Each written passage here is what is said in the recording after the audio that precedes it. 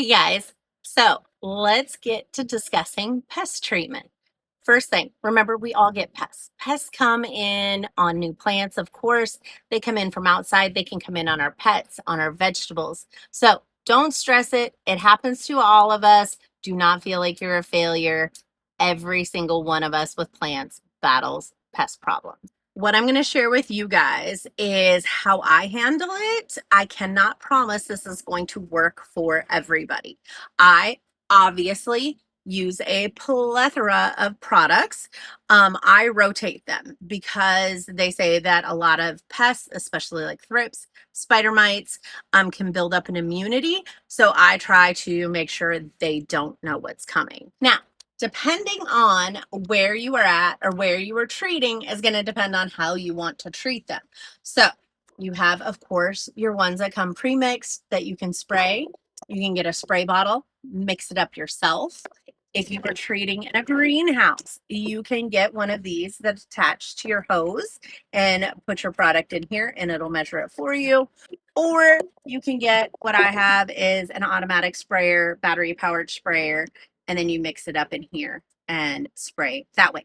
I recommend the battery powered one over the pump one.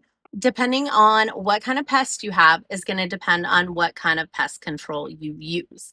What you use on spider mites is going to be different than what you use on thrips.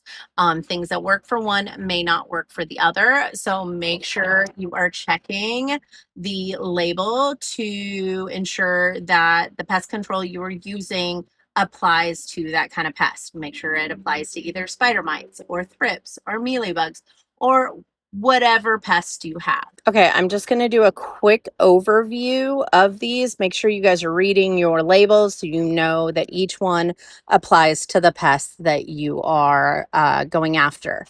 This is one I use commonly. I rotate this one in often, the Bio Advanced 3-in-1. We have Mighty. Of course, we have some neem oil, which I actually hate because I hate the smell of it. This is a popular one I use inside the house, especially. This is one I got from Petra Tools. This right here, I don't use very often because it's messy, but I should probably use it more. There's another kind of insecticidal soap.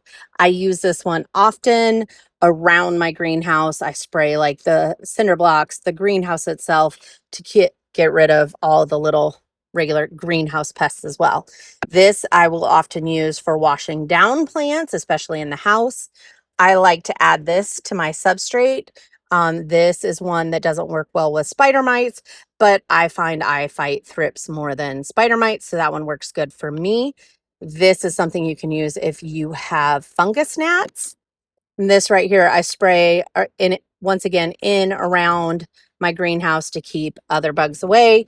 And then I have alcohol water for spraying down my tools and even my hands sometimes when I deal with a plant that has pests. Now, of course, this is not everything that I use. I do have some products that I'm out of, but obviously I don't need to replenish anytime soon because I have plenty of other stuff to work with. Just make sure you are using something that you like, whether it be organic or not, and what works for the pests that you have. I oftentimes have to dilute what I have because I have Anthurium and they're oftentimes more sensitive to a lot of the pest sprays and the chemicals that you put on them. I spray every 2 weeks, if at all possible. Every now and then it'll be a little bit sooner, maybe a little bit later. Of course, if I see active pests, I will spray sooner.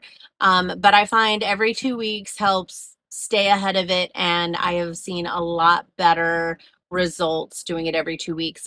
Now, sometimes with some pests, such as thrips, they do lay their eggs inside the leaves. And in that case, what I have found, which can be heartbreaking, is to defoliate.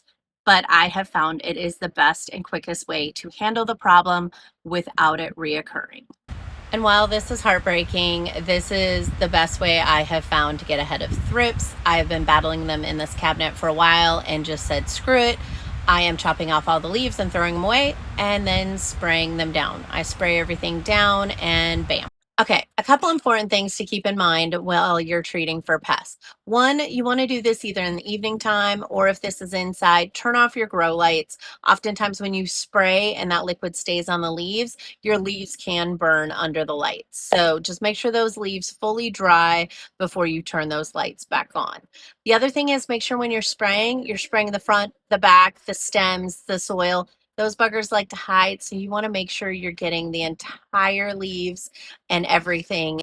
You're also going to want to look at what the life cycle is of the pests you have. Something like thrips, even though you spray and kill the adults, the eggs can take anywhere, they say, from 2 to 5 and even up to 14 days to hatch. So to get ahead of that, you're going to probably want to spray probably every 3 to 5 days for a good, I mean, sometimes even up to a couple months, just to get ahead of it and make sure you don't have any of those little buggers coming back because they're jerks. All right, guys, if you've stuck around this long, thank you so much. I hope this was helpful.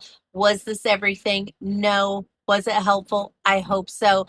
I know there's other ways. I know there's beneficial bugs. They don't work for me and my conditions.